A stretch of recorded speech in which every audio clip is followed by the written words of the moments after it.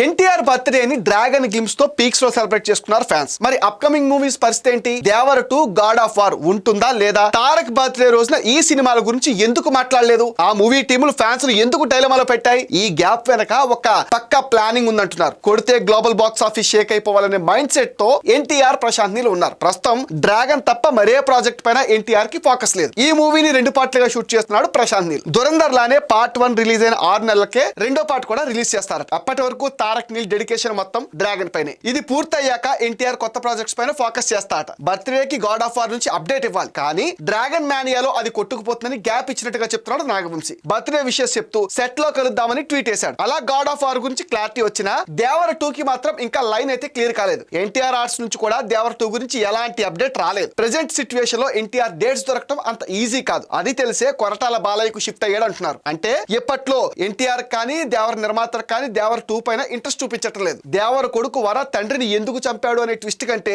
Cinema ఉంటుందా లేదా అనేదే ఎక్కువ క్యూరియస్ గా ఉంది.